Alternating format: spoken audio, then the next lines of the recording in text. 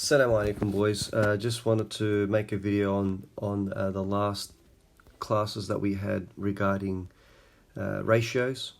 For those students that may have not understood the class, or for those students that are absent. So I'm going to go through some of the worked examples in exercise 2F, and hopefully I'll be able to make a few other videos on to better understand exercise 2G and 2H, which is quantity of ratios and rates.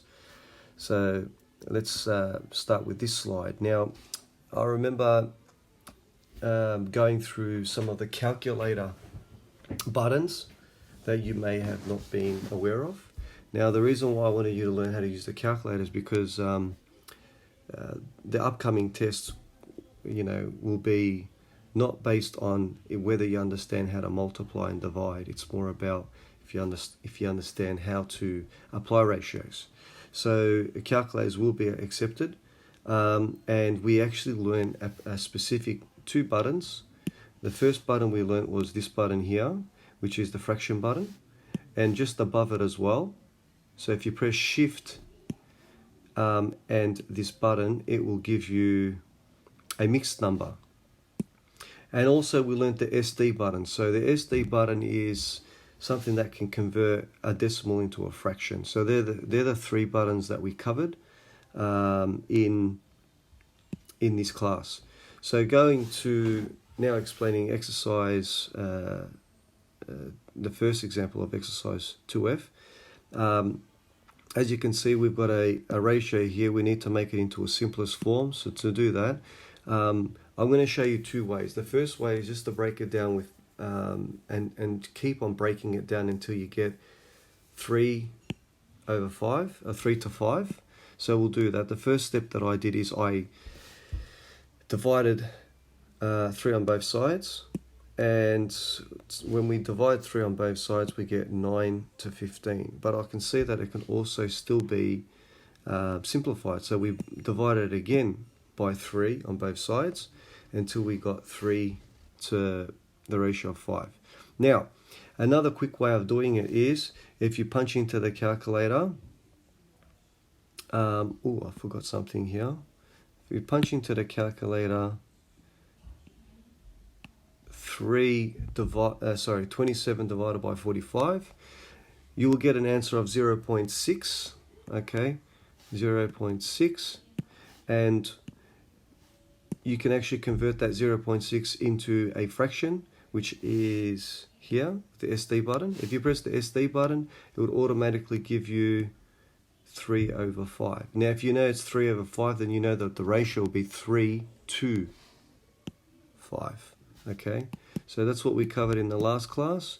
Now, moving on to the same example, but this is the way it should be done, is to look at the two, looking at the two numbers and trying to come up with the highest common factor. I can look at two of them, and I can see that the highest common factor is 9. So I can divide both sides by 9. If I divide both sides by 9, I'll get 3 to the ratio of 5. Now that's just done in one step in comparison to the previous example that we did, where we had to do it in 2 steps. Or if you do it on the calculator, just write 27 divided by 45, you'll get 0.6, and then make sure you press the SD button and you will get 3/5, which you should know that is 3 to 5, to 3 to the 5 ratio. Okay, now moving on to the second example of exercise 2F, we're going to be simplifying ratios involving decimals. Now the first step that we need to do is when we're making this, when we're actually trying to simplify decimals, is we have to make both decimals, okay, whole numbers. Now to do that, we need to times it. So I'm looking at the right side. The right side has 2 decimal places, so I know I have to multiply by 100 to get a whole number. Now, if I multiply both sides by 10, I'll have this as a whole number, but I won't have this as a whole number. This will be 27.5. So they both need to be multiplied by 100. So when we multiply both by 100, can you see that the decimal place moves to here, and this one, it goes there with a 0 there. So our new ratio will be 450 to 275. Now, it will be pretty difficult to actually get the highest common factor between the two numbers because we don't know our 25 times tables or our 15 times tables. So what I do know is that those numbers are both divisible by 5. So I can divide both by 5. So when I divide 450 by 5, I get 90. And if I divide 275 by 5, I get 55. So that's our new ratio, but unfortunately it's not simplified to its fullest. So we continue to break it down. I can see that these are both common factors of 5. So I divided 5 on both sides again, and I got the ratio of 18 to 11. So that's pretty much it. So the first thing you need to do is make sure that decimals are converted into whole numbers, and then do the pretty much the same procedure as you would have done in the previous example. Okay, let's move on to the third example of exercise 2F, which is simplifying involving fractions. Now, it's very important that we do know our fractions in order to solve this problem. So in the previous chapter 1, we learned how to compare fractions and add and subtract fractions. If we know how to add, subtract, and compare fractions, then this will be very, very simple for you guys. So the first step that I said that we need to do is to convert any mixed number to an improper fraction. Now, to convert a mixed number to an improper fraction, it is 13 sixths. So you pretty much multiply 6 by 2, and then add 1, add the remainder. So 2 and 1/6 is 13 sixths. So this, I've actually changed this to 13 sixths now. Now we're able to try and come up with a way to compare the fractions. Now, to compare fractions, we don't need to make sure that the denominators are the same. So if we can make the denominators the same, then we're pretty much on its way to actually simplifying this ratio. So what I did, I made the lowest common denominator 24. So I made both denominators 24. Now, to make both denominators 24, I had to multiply 6 by 4 and 8 by 3. So that will give me both 24. Now, if I've multiplied 4 on the bottom, I need to multiply 4 on the top. And if I multiply 3 on the bottom, I need to multiply 3 on the top. And once I've done that, I got a fraction of 52 out of 24 to 15 out of 24. And if we've got the denominators the same, we can just easily cancel them out, because if you multiply 24 on both sides, they will cancel. So our ratio to its simplest form will be 52 to 15. Now, moving on to the same example, what you can do is just chuck in 2